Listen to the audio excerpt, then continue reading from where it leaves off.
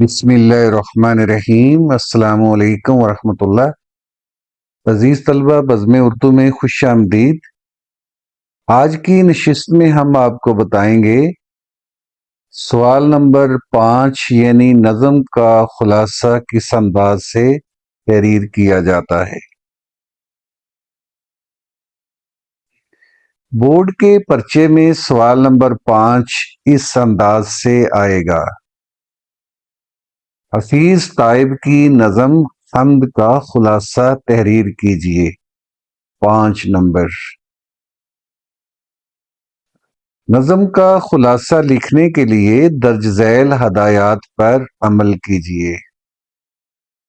Number 1، حاشیے کے اندر دائیں جانب مارکر سے سوال نمبر 5، اگلی سطر پر درمیان میں مارکر سے نظم کا عنوان، اس کے نیچے درمیان میں مارکر سے مناسب فاصلے پر خلاصہ تحریر کیجیے۔ انداز ماڈل میں ملاحظہ فرمائیں۔ نمبر 2، نظم کے تمام اشعار کا مفہوم بلا تکرار، ترتیب، اختصار اور جامعیت سے لکھنے کا نام خلاصہ ہے۔ نمبر 3، خلاصے میں صرف ان نکات کو شامل کیا جائے جو نظم میں موجود ہوں، اپنی طرف سے کوئی بات شامل کرنا غلط ہے۔ نمبر 4، خلاصہ نظم کے تناسب سے 6 سے 10 سطور تک ہو سکتا ہے۔ نمبر 5، خلاصہ ایک ہی پیرے پر مشتمل ہونا چاہیے۔ نمبر 6، اس سوال کے لیے مختص کردہ وقت 5 منٹ ہے، یعنی 5 منٹ کے اندر اس سوال کو حل کر لینا چاہیے۔ ماڈل ملاحظہ فرمائیں، یعنی آپ نے آنسر شیٹ پر اس سوال کو کس انداز سے حل کرنا ہے۔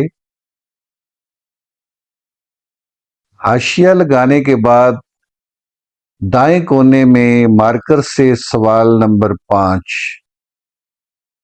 اس سے نچلی سطر پر مارکر سے جو بھی نظم دی جائے اس کا عنوان، جیسے حمد، اس سے نچلی سطر پر خلاصہ، یہ تینوں چیزیں مارکر سے تحریر کرنی ہیں، یعنی سوال نمبر 5، حمد اور خلاصہ۔ اس کے بعد آپ نے حاشیے سے 1 انچ کا فاصلہ چھوڑ کر آغاز کرنا ہے۔ اللہ تعالیٰ کا نظام ساری کائنات میں مخلوقات کی رہنمائی کر رہا ہے، اسی ذات برحق کو دوام حاصل ہے۔ پہاڑوں سے اس کی شان جلال اور کائنات کے حسین مناظر سے اس کی صفت جمال ظاہر ہوتی ہے۔ آسمان پر ستارے اسی کے نور سے جھلملاتے ہیں۔ بلا شبہ مظاہر فطرت خدائے واحد کی معرفت کا بہترین ذریعہ ہیں۔ باد صبا کو نغمگی اور طلوع سحر کو تابندگی اسی نے عطا کی ہے۔ اسی کے لطف و کرم سے صدف میں موتی پرورش پاتا ہے۔ نظام کائنات کا تسلسل اسی کی وفاداری اور محبت کا مرہون منت ہے۔ نہ صرف اہل حق اس کی محبت کا دم بھرتے ہیں، بلکہ کائنات کا ذرہ ذرہ اس کے حسن پر نثار ہے۔ دوسری مخلوقات کی طرح شاعر بھی اللہ کی یاد میں تڑپتا اور آہیں بھرتا رہتا ہے۔ عزیز طلبہ، امید ہے آپ کو نظم کا خلاصہ لکھنے کا درست طریقہ سمجھ میں آ گیا ہوگا۔ ہدایات کو 2-3 دفعہ پڑھ کر ازبر کر لیجئے اور اس پر عمل کرتے ہوئے خلاصہ تحریر کیجیے۔